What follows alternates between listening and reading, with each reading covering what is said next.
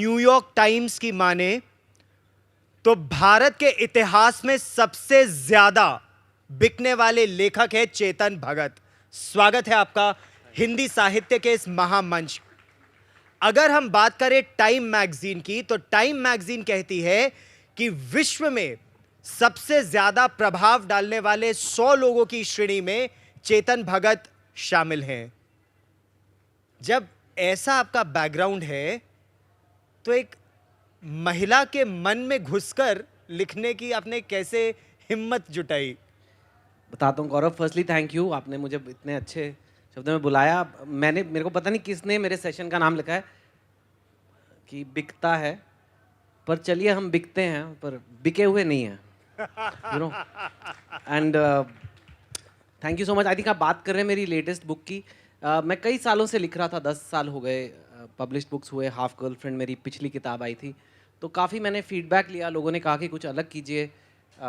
छोटे शहर के लड़कों की कहानी लिखता था, कभी बनारस कभी, तो उन्होंने कहा कि सेम ना हो जाए, कुछ अलग कीजिए। तो एक राइटर के लिए काफ़ी बड़ा चैलेंज होता है कि अपना जेंडर बदल के किसी और लिंग में लिखने का।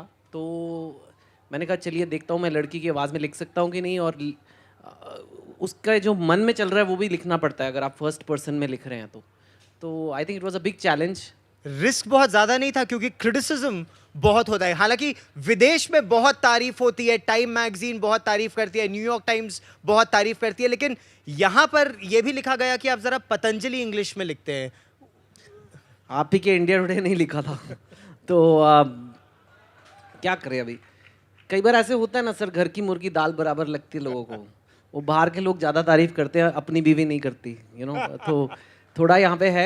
एंड पता नहीं क्यों ऐसे कहते हैं। मैं हमेशा एक सिंपल भाषा में लिखने की कोशिश करता हूँ, और मुझे, हालांकि जिसने लिखा पतंजलि इंग्लिश, उनको कहने का हक है, पर मुझे लगा इसमें थोड़ी सी एलिटिज़म की थोड़ा सा इसमें एलिटिज़म है।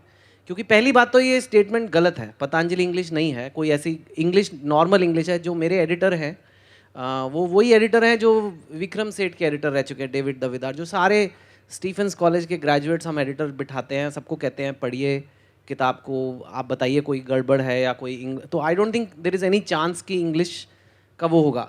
लेकिन जो डायलॉग्स मेरी बुक में होते हैं वो ऑब्वियसली वही होंगे जैसे लोग आपस में बात करते हैं। अगर एक व्हाट्सएप कन्वर्सेशन मेरी बुक में है तो वो ऑब्वियसली एक कोई बहुत ही प्रॉपर लिटरेचर या साहित्य टाइप इंग्लिश में नहीं होगी।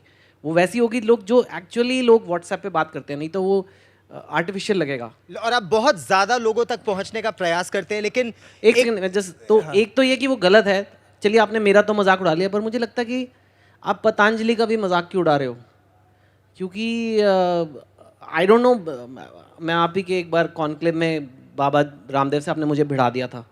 वो यूट्यूब पे सबसे वॉच्ड वीडियो, सबसे ज़्यादा गालियाँ मुझे पड़ी हैं उस पर। तो ऐसा नहीं है कि मैं बाबा रामदेव की हर बात से सहमत हूँ, लेकिन पतंजलि तो एक यू नो एक बहुत बड़ी ब्रांड है, और इतनी बड़ी बड़ी मल्टीनेशनल से compete करके भी इतना बड़ा ब्रांड बनाना कोई मजाक नहीं है।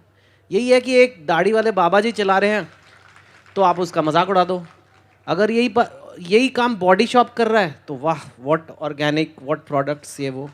सो अगर मुझे, शायद उन्होंने मेरा मजाक उड़ाने के लिए पतंजलि इंग्लिश बोला था, लेकिन अगर उन्होंने मुझे पतंजलि से कंपेयर किया तो एक मेरे लिए सम्मान की भी बात है।